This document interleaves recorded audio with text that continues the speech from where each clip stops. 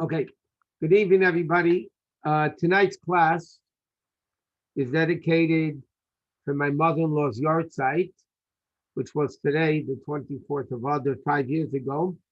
Name was Rivka Dina Bas Rabbi Yosef Yehuda. Married, last name was Minkowitz. Very, very special lady. She was like 6 generations from Chabad. Her great-great-grandfather was a Chassid of the Alter Rebbe. So tonight's class is in her merit, and Shabbat should have an aliyah. She should be a good better, like they say, a good advocate for everybody. Okay, Amen. today is Parshat Vayakhel-Pekudei, which is most of the years Vayakhel-Pekudei are joined. The only time they're not joined is most of the time when there's a leap year. So then Vayakhel-Pekudei are separate. But as a rule, Vayakhel-Pekudei are always together. And the Rebbe explained many times that when two parshiyos are connected, it's not two separate things, just two becoming, the two parshiyos become one. It becomes one parsha. And the proof of it is because when you read the Torah, you don't finish one sedra and then the next aliyah begins the next sedra. It doesn't work like that. The fourth aliyah, every time there's two parshiyos together, the fourth aliyah connects the first parsha with the second parsha. So the fourth aliyah, Vayakhel, is going to go in straight into Pekudei. So you basically have Vayakhel-Pekudei, therefore become one parsha. The Vayakhel-Pekudei, as we all know, whoever learns Chitas or anything in Chumash, Vayakhel-Pekudei is basically a repetition of Teruma and Tetzaveh. Teruma and Tetzaveh that we read before Parshat Kisisa, because Kisisa broke between Teruma Tetzaveh and Vayakhel-Pekudei. Teruma Tetzaveh was when Hashem commanded Moshe Rabbeinu all about the Mishkan, building the Mishkan, the appliances, the kelim of the Mishkan, the garments of the Kohen Gadol, the garments of the Kohanim. That was Teruma Tetzaveh, where Hashem is telling Moshe Rabbeinu what needs to be done. Vayakhel-Pekudei is Moshe Rabbeinu repeating all of this to the Jews. So the obvious question is, we know that every letter in Torah, definitely every word in Torah is exact. We learn out many, many laws from the fact that there's a missing letter, an added letter, this letter, that letter, extra word. And here, it's over 200 psukim. In fact, Vayakhel-Pekudei together is longer than Megillah Esther is in amount of psukim. It's very long, Vayakhel-Pekudei. And so many Mefarshim ask the question, Hashem could have just knocked off Vayakhel-Pekudei by saying in one pasuk, Moshe Rabbeinu told the Jews everything Hashem told them to say. And that's it. And then we look back at Teruma Tetzaveh, we see what Hashem told Moshe Rabbeinu to do. Yet the whole Vayakhel-Pekudei is mamish, a repetition of Teruma Tetzaveh. Why is the Torah going over 200 psukim? Way over 200, way over 200 psukim to tell us that something that the Torah could have said in one sentence. We find a similar thing twice more in Chumash. When they dedicated the Mishkan in Parshas Nasai, so the Torah says each of the Nesiim, each of the heads of the tribes brought the korban. 12 korbanos. Each one brought the separate korban. If you look at the korban, it's exactly the same. Mamish, it's a repetition of all 12.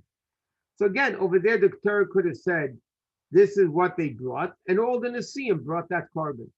Instead, the Torah is saying the whole Megillah, what the Yehuda brought, and what Yisachar brought, and what Reuben brought, and Shimon, and Levi didn't bring. But why does it have to repeat itself? The third time we find earlier in Chumash, in Parshas Chayei, when Avram sent Eliezer to find the shidduch for Avram Avinu, and the Torah tells the whole story what happened. And then when Eliezer is telling over the story to Lavan and Besuel, he's repeating the whole thing. The Torah could have said, Eliezer told him the story that happened. No, it goes through a whole long Megillah that Eliezer is repeating exactly what the Torah already said that happened. So over there, Rashi answers the question, and Rashi says something which is very precious to Hashem. Over there, Rashi uses the expression, Yafa sichasin shel avdei aves mitorasin shel banim. Just the regular speaking of the servants of the patriarchs of Avraham, Yitzchak, and Yaakov, Eliezer, is more valuable than the Torah of the children. Torah of the children, one letter teaches us a lot. And here the Torah repeats itself. So therefore, we find the same thing, by the way. So based on that Rashi, we explain like this. The Nesiim's carbon was very precious. And therefore, the Torah repeats it. Interesting, I don't want to elaborate on this now, but in the Medrash takes each Nasi, that carbon which seemingly is exact, and shows each carbon is really different intent of each of the Nasi, of the Nesiim. So similarly, coming back to the Mishkan, why is Vayakhel-Pekudei so repeated? It's repeated because it's very precious. The Mishkan is something very precious to Hashem. But let's take it a little bit deeper, okay? When Hashem told Moshe Rabbeinu in Trumat Tetzaveh how to build the Mishkan, he was telling it to him in the koyach, in the potential. This is the way it should be built. It wasn't actually built. It was the potential. When Vayakhel-Pekudei, well, that was the reality, the actuality. When the potential came into the reality, into the real, into the action. That's one issue that I'll explain in a second. And secondly, it says at the beginning of Parshat Pekudei, Ele Pekudei HaMishkan, Mishkan HaEdus, twice the word Mishkan. And Chazal tell us there is a heavenly Mishkan and there's an earthly Mishkan. There's a Beis HaMikdash in heaven and there's a Beis HaMikdash that we need to create. There is a Mishkan, a sanctuary for God in heaven, but there's also a sanctuary that we need to build down here. When Trumat Tetzaveh, when Hashem is telling Moshe Rabbeinu all the details of the Mishkan, Hashem is telling Moshe Rabbeinu, it says in Chassidus, the Mishkan the way it is in heaven, in the spiritual Beis HaMikdash. When Moshe Rabbeinu is commanding the Jews in Vayakhel-Pekudei to build the Mishkan, it's actually the reality of the Mishkan the Jews are building. But what's interesting to note, when the Mishkan was finished at the end of Parshat Pekudei, the pasuk says over there a very interesting term, Uchved Hashem Maleyes HaMishkan. The glory of God filled the Mishkan. Which Mishkan did it fill? Not the Mishkan in heaven. The Mishkan that the Jew builds with the physical objects that the Jews took to build the Mishkan, that's where the glory of God fills the Mishkan.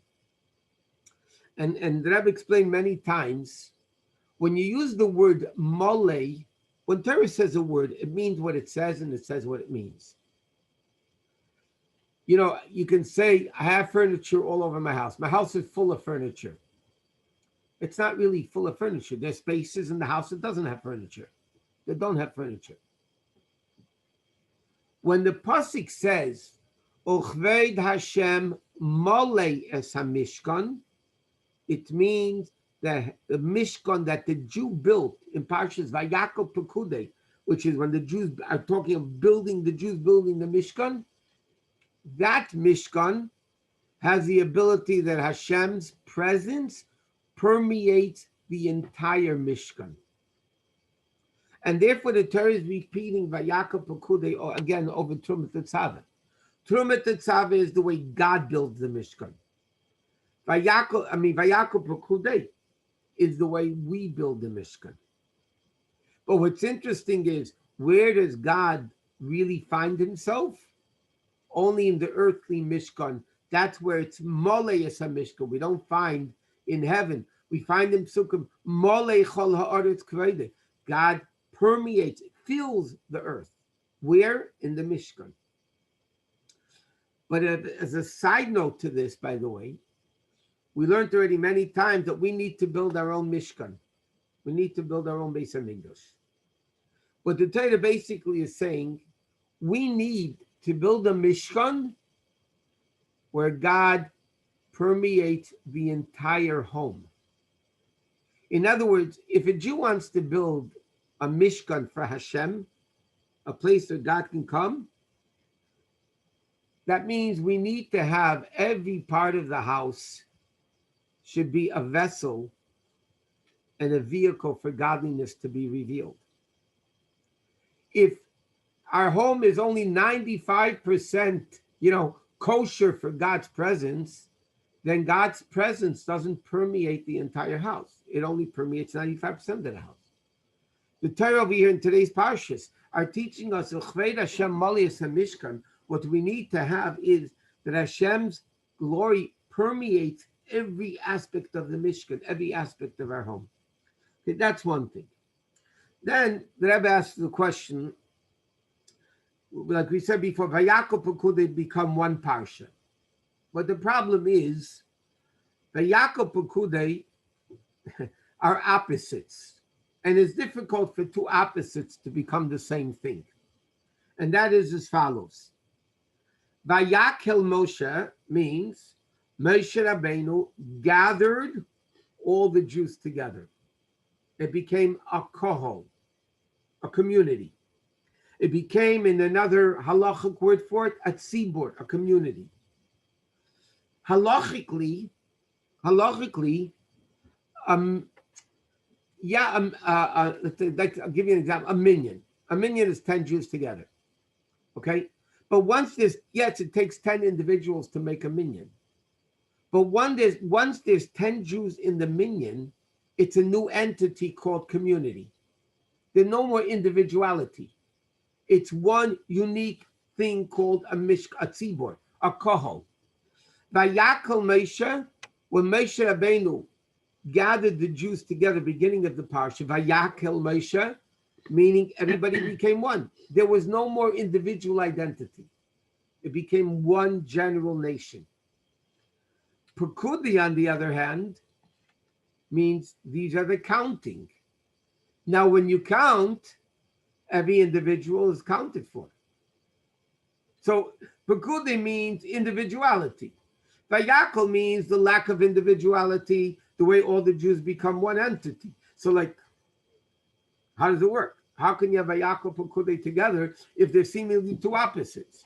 One is gathering, you become not an individual entity, you become a communal entity. And here we're talking about becoming separate entities, counting.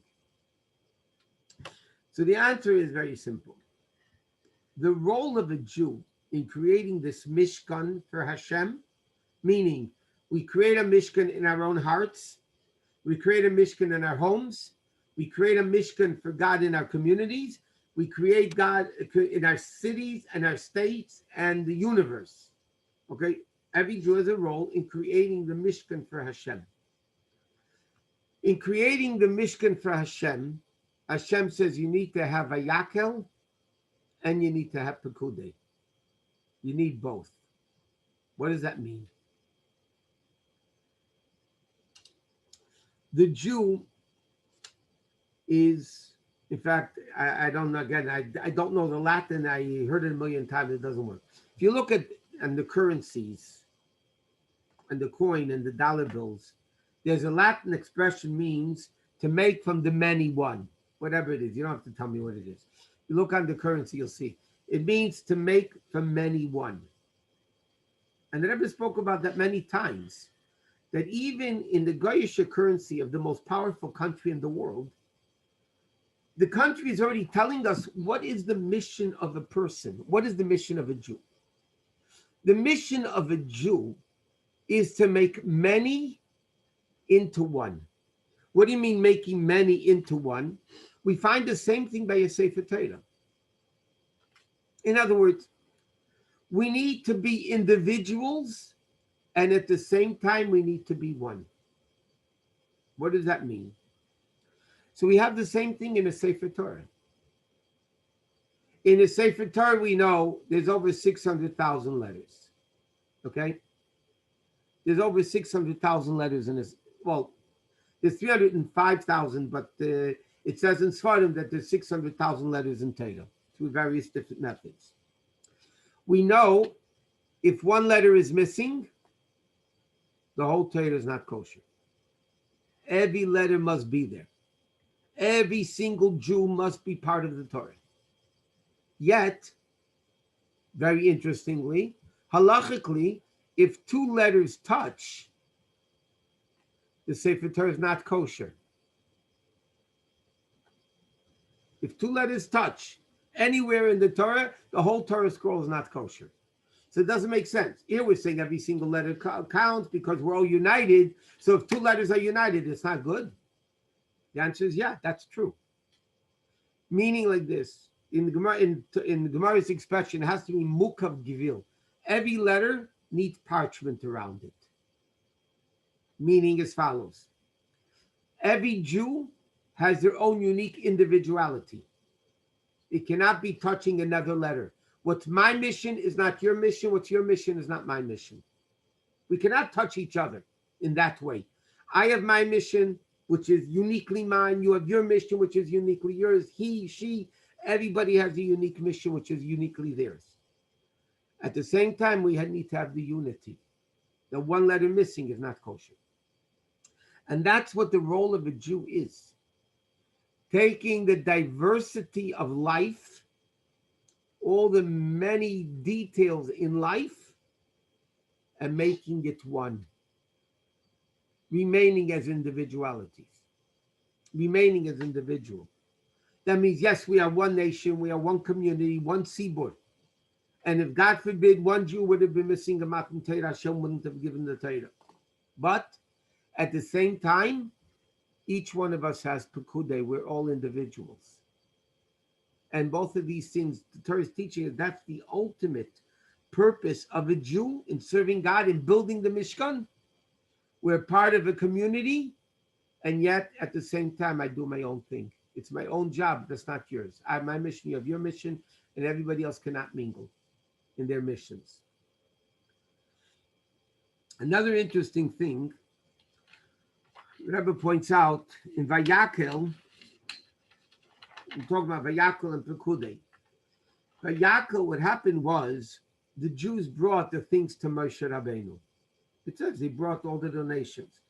They mentioned many times, this is the only time in Jewish history, Mom's only time, I don't think it'll ever happen again because it's so unique, that the Jews donated money for the Mishkan. There was so much money donated that Moshe Rabbeinu said, guys, I got enough. Don't bring any more. It never happened since then. And I hope Mashiach comes, it'll be the same way. They brought, it should happen now too, by the way, but I haven't seen it yet. They brought so much money to Moshe Rabbeinu, so many donations of the goods and the gold and silver and copper and the cloths and everything. The Moshe Rabbeinu said enough. But so what's Vayakhel Moshe? Vayakhel Moshe is the Jews bringing the things to Moshe Rabbeinu. The Aveda of the Jew, bringing it to Moshe, Hashem's representative on earth to build a Mishkan. They're bringing it, their Aveda to Moshe Rabbeinu. What happened in Parshat Pekudei we just mentioned? God's glory came down into the Mishkan, which again shows another aspect of the Mishkan that a Jew needs to build in his life. From one side, we have to work milmata lamaila. You have to work from lower to higher. We have to do our share. And God does his share. It has to work both ways. And as Chassidic explains, and we'll talk maybe more about it next week in Parshat Vayikra, Hashem calls Moshe Rabbeinu, and then Moshe Rabbeinu, the pasuk says, a person will bring a carbon from himself. Hashem gives us a push from above. He gives us the strength to do what we need to do. But we have to do our part. And then God does his part, that he comes down and permeates our home, permeates our Mishkan, permeates our own bodies. But everybody needs to do their part in the so to speak, the dira b'tachtenim that we need to create our avodah. And it's another aspect of the Mishkan. Hashem says, like it happened by Matan Torah. Hashem came down, Moshe Rabbeinu went up. This is what Hashem wants from us. We do our part in constructing the Mishkan, and then Hashem reveals himself and comes down. That is the total picture of creating a Mishkan. It has to go to both ways. We can't build a Mishkan that Hashem just comes down if we don't prepare the Mishkan in a way that it's ready for Hashem to come down.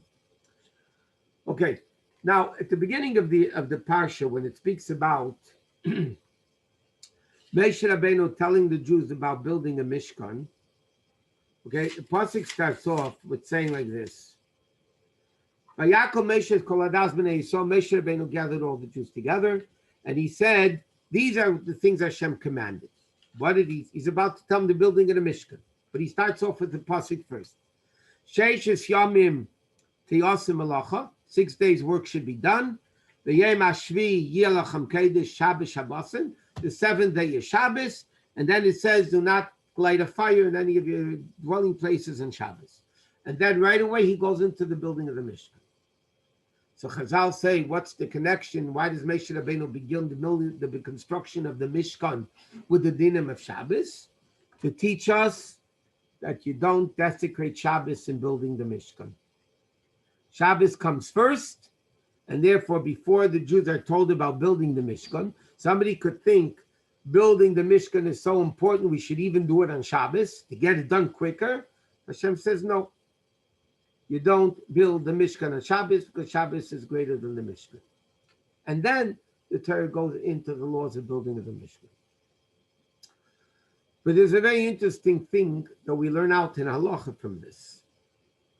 We know, if anybody learns Hilchos Shabbos, you know, in the laws of Shabbos, there are 39 major categories of work forbidden on Shabbos. It's called the Lamites Malachas. 39 major biblical categories that you're not allowed to do malach on Shabbos. If you do, you get stoned or kardis or korban or whatever it may be.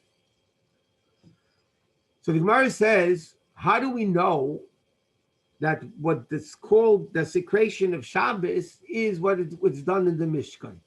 Because that's what the Gemara says. If it was done in the Mishkan, then you're desecrating Shabbos. If it wasn't done in the Mishkan, you're not desecrating Shabbos. Where do we compare Shabbos and Mishkan? So again, the Gemara learns it out from what we just said. The fact that the Torah puts the laws of Shabbos near the Mishkan, in the pasuk next to it, teaches us that what is considered work on Shabbos is what was done in the Mishkan. That we learn out from the pasuk. Okay, the question is, why? Why? Why do we have to learn out Shabbos, what's forbidden on Shabbos, from things they did in the Mishkan? You know, what's the in a spiritual, in a deeper sense, what's the connection? But the connection is very profound, and that is as follows. Hashem, what is the concept of Shabbos? Hashem created the world in 6 days and rested on the 7th. Okay? Hashem says, the Gemara says, God didn't create the world with a lot of work. Okay? Hu Amar, Hashem said, and it happened. The whole universe was created one word from God's mouth. So what does it mean, Hashem? And therefore, when it says in the Ten Commandments, you're not allowed to do work on Shabbos, it's a wrong translation. Malacha in the Ten Commandments doesn't mean work. It means creativity. Hashem created 6 days, stopped creating on Shabbos. We have to create during the 6 days. It says in the Aseret Sedivos, Sheishes Yamim Tasem Melachtecha, there's a mitzvah to create during the 6 days. And Shabbos we stopped creating because Hashem stopped creating. Now, what's the purpose of creation? The purpose of creation, we learned many times in Chassidus, is Hashem wanted a dira b'tachtenim. Hashem wanted a dwelling place down here in the physical world. So what happened? When they built the Mishkan, that became God's home down here in the physical world. So therefore, what was the purpose of creation?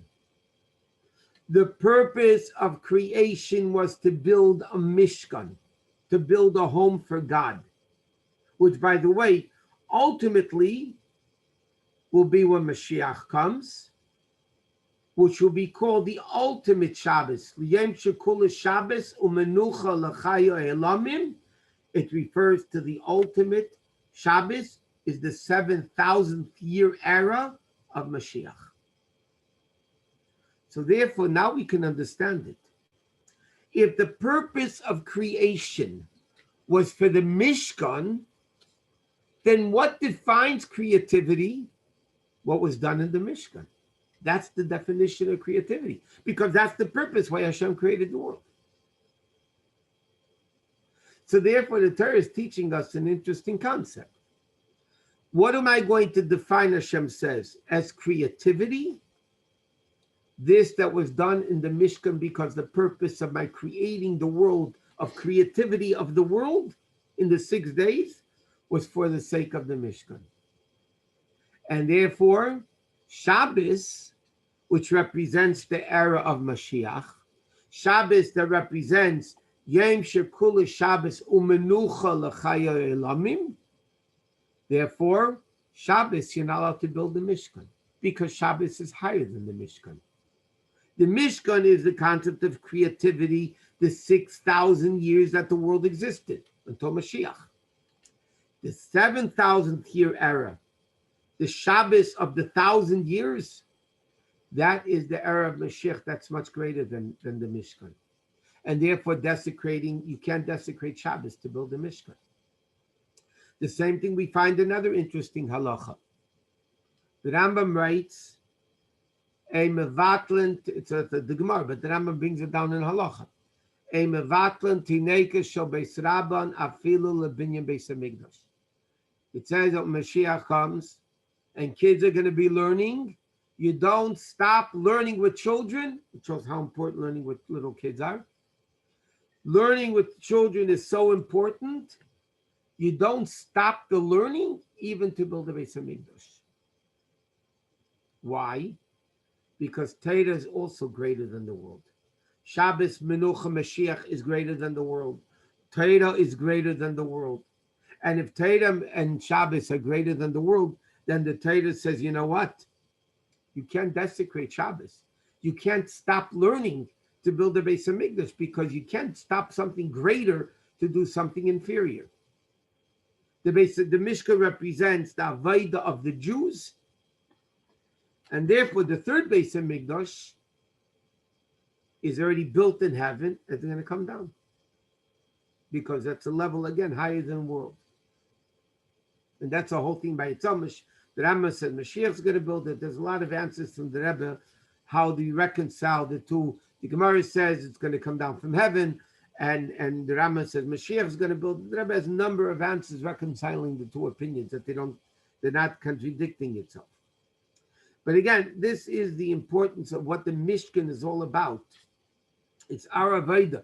In fact, you find another interesting thing about the Mishkan. The Rambam says the main mitzvah of building the Beis Hamikdash was, unlike the Rambam, but that's not for now also. The Rambam writes that the main purpose of building the Beis Hamikdash, they have a bias, mochen, lahakri bahem karbanis, to bring karbanis. What do we find by karbanis? We learned this already previously.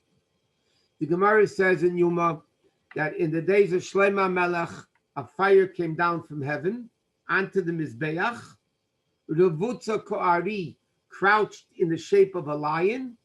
That was a fire that came from God on top of the Mizbeach. Nevertheless, the Gemara says, based on a pasuk in Chumash, mitzvah lahavi min hadit. You have to bring it our own fire. There was a mitzvah that the Jews had to bring their own fire. Why isn't it enough they have God's fire? Or why isn't it enough to have the human fire in building the Mishkan? The explanation is based on what we just said. It's understood. Because the Mishkan has two parts. Our connection to Hashem and Hashem's connection to us. The fire represents the fire of Kedusha, the fire of the Neshama, the fire of Hashem. And that's why the Rebbe explains, by the way, the first opening, the Torah says, don't kindle a fire. Why is that mentioned here? And one explanation is because the whole Mishkan was the concept of a Jew lighting their fire versus Hashem bringing down his fire. So the whole concept of the Mishkan is the Mishkan that we build, the Mishkan that God builds, but eventually where is the ultimate Mishkan? In the Mishkan that Hashem builds, that we build, and then Hashem Mishkan. Okay, next. We find, again, in the beginning of Vayakhel, Moshe Rabbeinu is gathering the Jews together to tell them the laws of the Mishkan. Why did Moshe Rabbeinu have to gather the Jews? We don't find that Moshe Rabbeinu gathered the Jews every time he had to tell them a mitzvah. Hashem says, speak to the Jews. So Moshe could have called the heads and said, Vayakhel Moshe, and he could have said, okay, guys, give over the commandment of building the Mishkan. Why, before the building of the Mishkan, does it say Vayakhel Moshe, that Moshe Rabbeinu gathered all the Jews together? But the truth is, we find the same thing by Matan Torah. When Hashem gave the Torah, which was, by the way, Hashem coming down into the world, the ultimate revelation of Hashem in the world, it had to be Vayichan Sham Yisrael Neged Ahar. The Jews had to be united. If the Jews were not united, the Jews can't get Torah. So again, Torah, Mishkan, the similarity that, Torah doesn't push away they don't build Torah is greater than the Mishkan. Shabbos is greater than the Mishkan. Yet the Torah teaches us, just like by Matan Torah, in order for Hashem to give a bracha to the Jewish people, to give Torah to the Jewish people, there had to be the unity of all Jews together. Vayichan Sham Yisrael, like the Gemara says, based on that pasuk, Ki ish echad b'lev echad, they were all united. Similarly, the Rebbe writes that when it comes to Vayakhel Moshe, when it comes to building the Mishkan, the only way the Mishkan could be a proper Mishkan, that Uchved Hashem Moleis HaMishkan, that God's Kedusha could permeate the entire Mishkan, is only when there's Achdus, only when there's unity. Otherwise, you can't. And what's interesting is, in this level of unity, we say every day in davening, in Sim Shalom, we say 3 times a day. Or if you're women, hopefully twice a day. We say, Baruchenu Avinu Kulanu Ke'echad Ba'ar Panecha. Simply means we turn to Hashem, and we say, Baruchenu Avinu, God bless us, Kulanu Ke'echad, we're all one. Ba'ar Panecha, the glory of your face, and so on and so forth. Now, the Rebbe in Tanya Perek Lamed Beis defines it a little bit deeper. And now the Rebbe says like this, Baruchenu Avinu Kulanu Ke'echad does not mean bless us together. Now the Rebbe explains in Perek Lamed Beis it means Baruchenu Avinu, when can God bless us?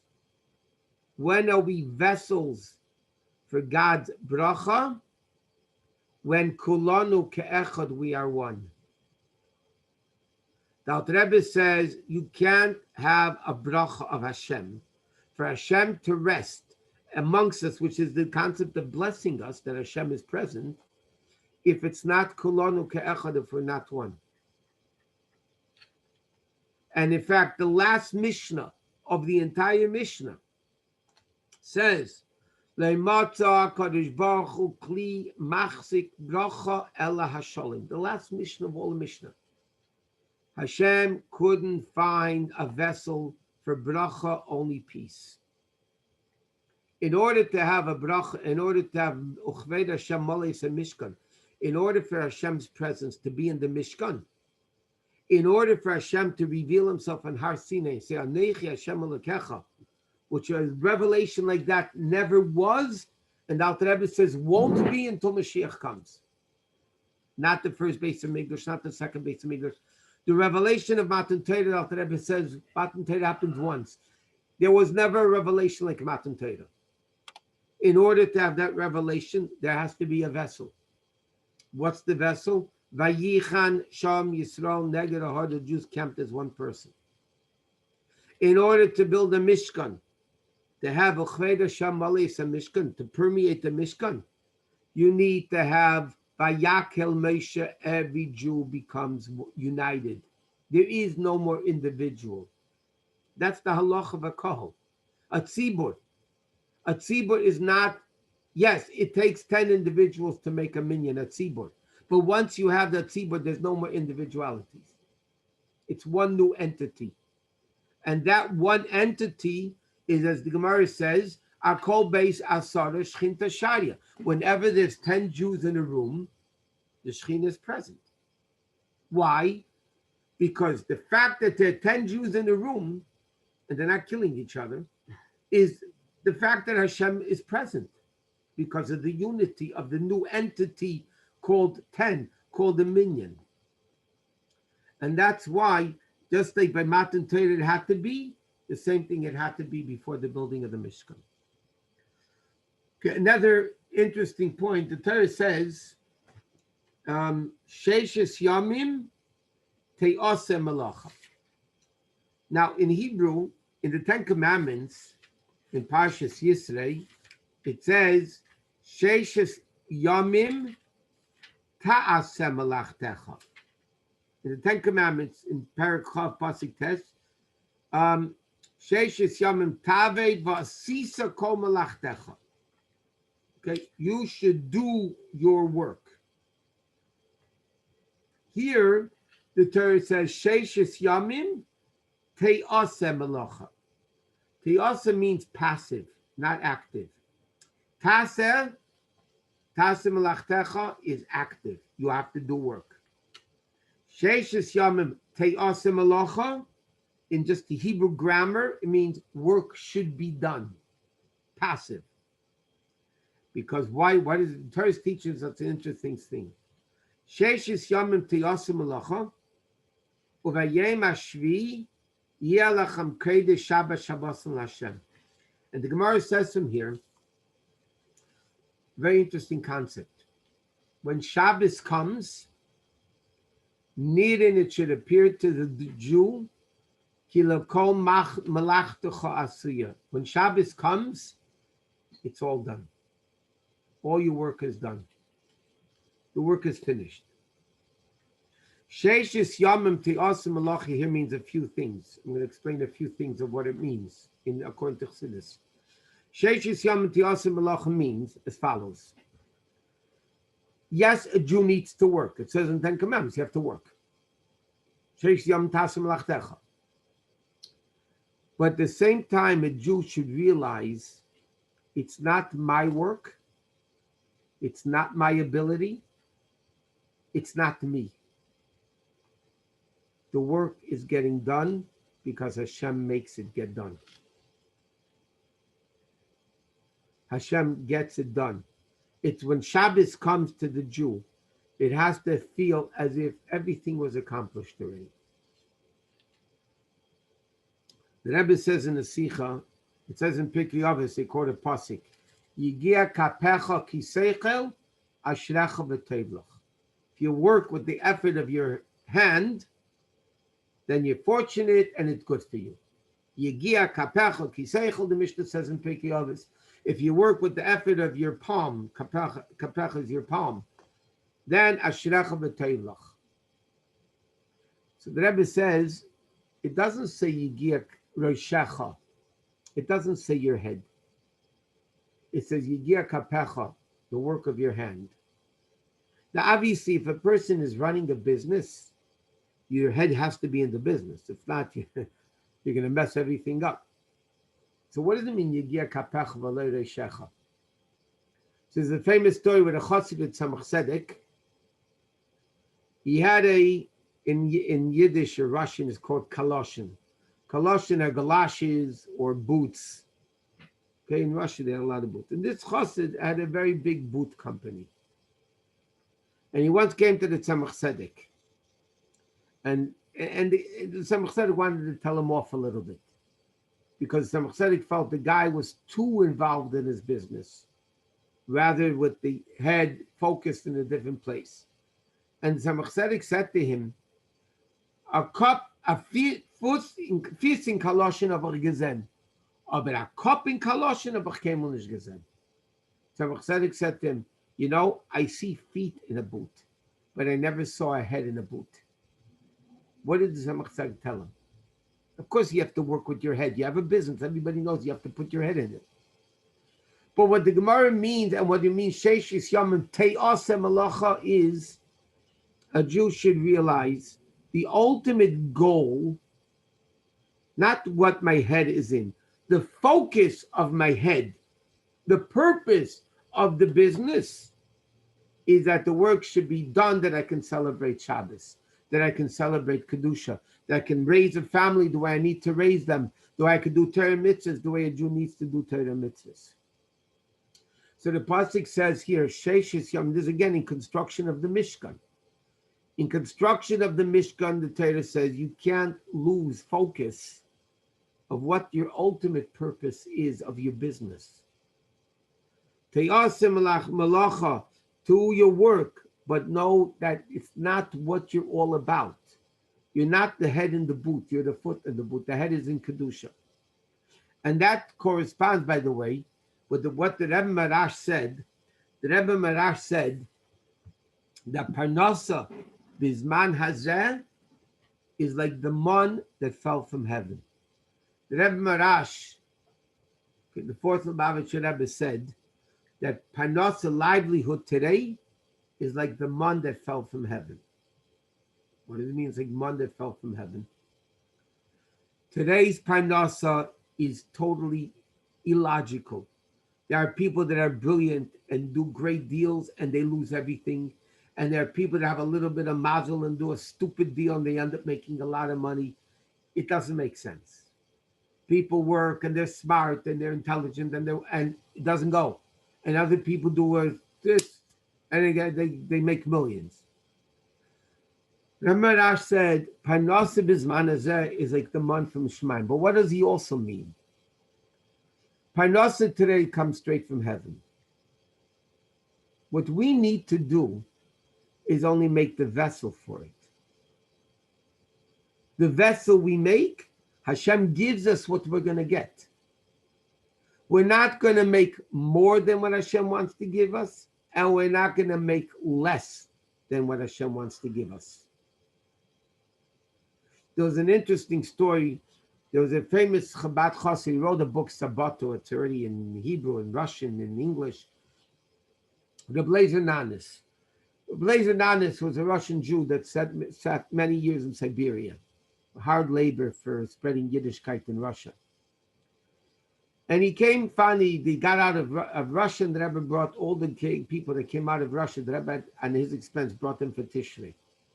And this Rabbi Nanis had a problem with his foot.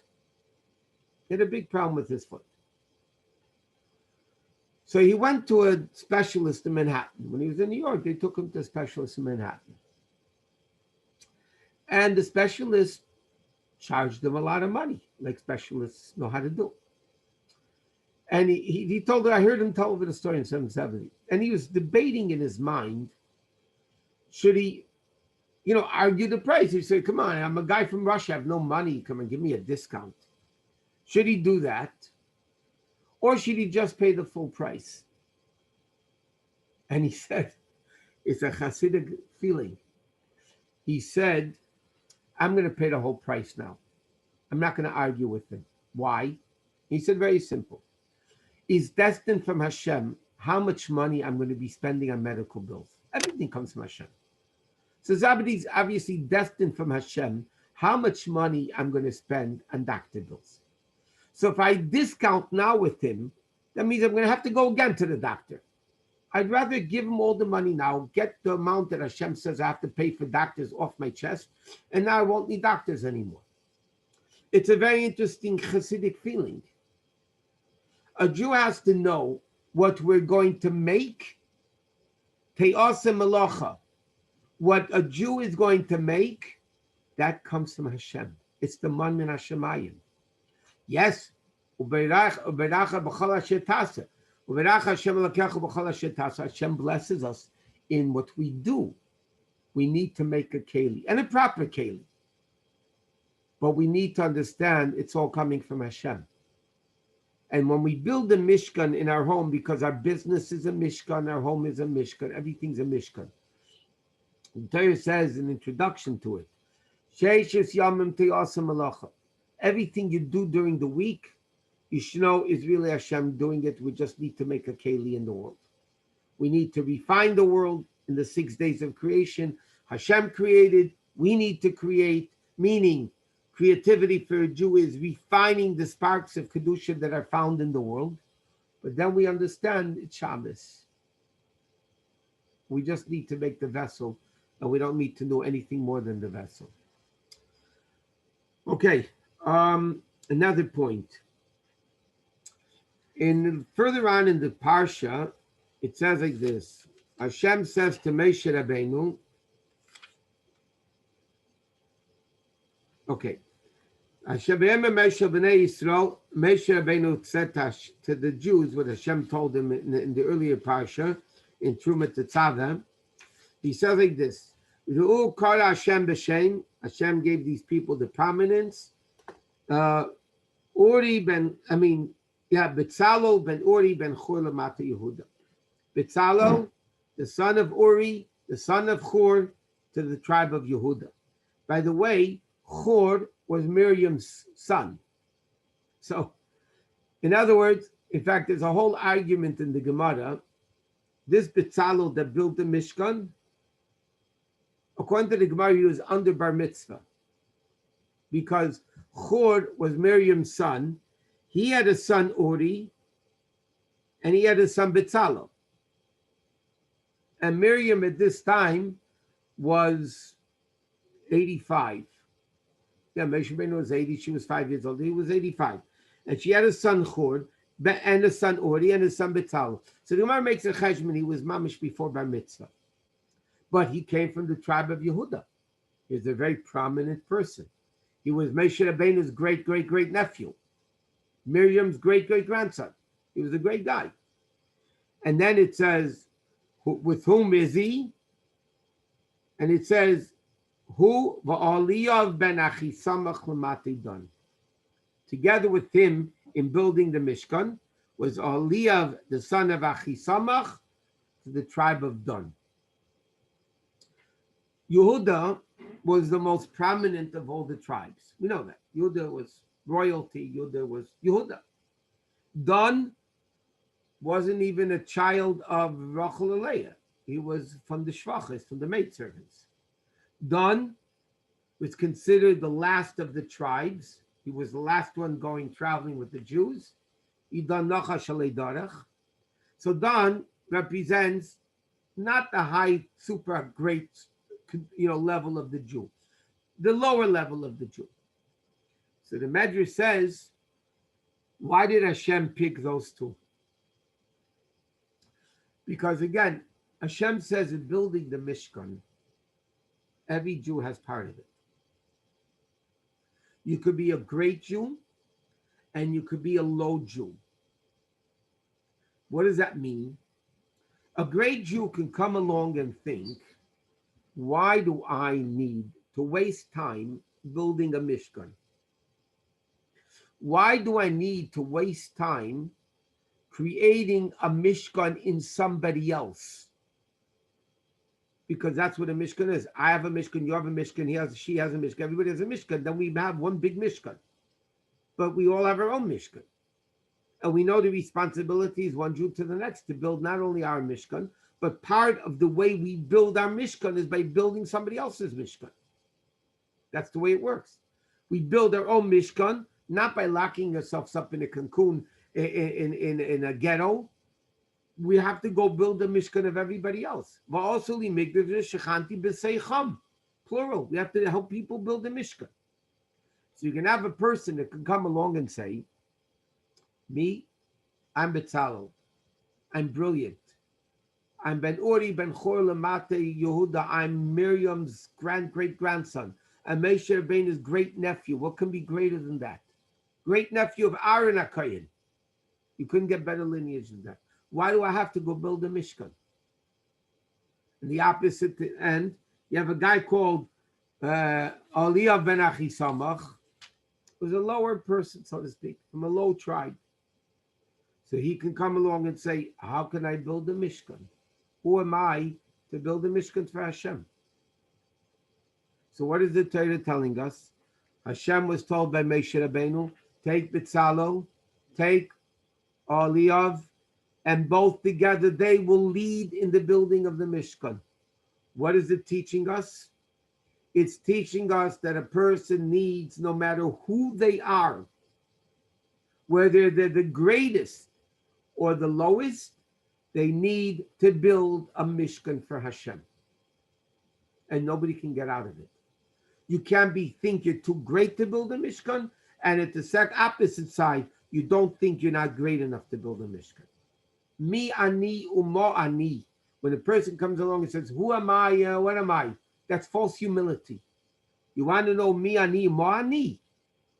You're a Ben, Avram, Yitzchak, Yaakov, Sarah, Rivka, Rachel, Valeh. That's who you are. It reminds me of an interesting story. I mentioned it in so many times. A Satmar Chassid, a prominent Satmar Chassid, came to the Rebbe many years ago in Yechidus. And he said to the Rebbe, I really love Chabad, but I don't understand one thing. Why is Chabad being Makarev? Don't forget, in the 60s with the hippies and the yippies and the yuppies and the shmuppies, and in the 60s and the 70s, we all know that. Especially us that grew up with that. He says, why do we have to be Makarev those people? Let them be goyim. What do you care? He said, that's what I don't like about Chabad. Everything else about the philosophy, I love it. But that I don't like. So the Rebbe turned to him and said the following. Let me ask you a question. If one of your Rebbes, one of your great Chassidic Rebbes, would have a grandchild that turned off from Yiddishkeit, would you want to bring them back? And the Satmar Chassid said, yeah, for sure. The Rebbe said, why? He said, what do you mean? He's a descendant of holy people. Of course we have to bring him back. He's a descendant of holy people. And the Rebbe said to him, every single Jew is a descendant of Avraham, Yitzchak, Yaakov, Sarah, Rivka, Rachel. What could be greater than that? Of course we have to bring him back. Every Jew is a great Jew. So therefore, every Jew needs to build a Mishkan within ourselves. And when you, so to speak, overflow the Mishkan in yourself, then you're able to build somebody else's Mishkan. So it doesn't matter if you're great or you're not great. No matter who you are, you need to build a Mishkan for Hashem. One more very interesting point, and this is cute, so to speak. At the end of, if you look in a Chumash, at the end of every Parsha, every Sedra in Chumash, it says how many psukim in the Parsha, and then it says a sign. Like, for instance, Parshas Tetzaveh, it says Kuf Aleph, 101 psukim, and the sign is Michael. The name Michael equals 101. At the end of Kisisa, it says Kuf Lametes, 139 psukim, Hananel Siman. The Siman is Hananel, that equals 139. At the end of Vayakhel, it says how many psukim were in Vayakhel? Kuf Chav Beis, 122 psukim. And he gives a Siman. Senua Siman. Senua equals also 122. If you look at the end of Parshas Pekudei, it's the only parsha in Chumash. It doesn't say how many psukim, and it doesn't say any sign. And somebody once asked the Rebbe that question. And it's already printed. And the Rebbe answered a very interesting answer. The Rebbe said you have to look in the old Chumashim, the old Chumashim. But it's possible, the Rebbe said, that like this. In Parshas Pekudei, there's 92 psukim. Okay, Vayakhel is 122, and this is 92, so it's over 200 psukim. But Pekudei has 92 psukim. And the Rebbe says it could be that in the old Chumashim it said, Tzadik Beis Psukim, Beli Kol Simin. Beli Beis Lamed Yud, and Chaf Lamed equals 92. But the Bacha de Zetz, the Rebbe called him, the guy that did the printing in those days, you know, they weren't too brilliant. So the Rebbe said it could be that the Bacha that was typing the Chumash, when he came to the end of Pekudei, he saw Tzadik Beis Beli Kol Simin. And instead of understanding that the Simin is Beli Kol, the guy thought it means Beli Kol Simin also means without any Simin. So therefore the whole thing was taken out because of the Bacha Zetz. And I heard that they did look in old Chumashim, and there were always certain Chumashim that had this taka Tzadik Beis Psukim Beli Kol Simin. That's how the Rebbe answered that's why there's 92 psukim, but it doesn't say because the guy thought it said Beli Kol Simin. You just leave it without any simin. Okay, we're going to stop here for tonight. In Mitzvah Shem Wednesday night is the class in Hilchos Pesach. Please advertise it. We're going to talk about products, which things you can use on Pesach with a hechsher, without a hechsher, Chabad customs of what we eat or what we don't eat. And Mitzvah Shem, next Monday will be the Parshat class, the last Parshat class until after Pesach. The following Wednesday, a week from this coming Wednesday, we'll talk about the uniqueness of this year and the actual Seder. So, and then don't forget, this Saturday night, we do change the clock. And so it'll be 8 o'clock new time. Everybody have a good Shabbos, a good week. A good week. It's a week until Shabbos. Thank you. And everybody should be healthy and Amen. Amen. Thank you. Thank you. Thank you so much. Thank you so much, Rabbi. Brilliant. Thank you. Thank you. Wow, that's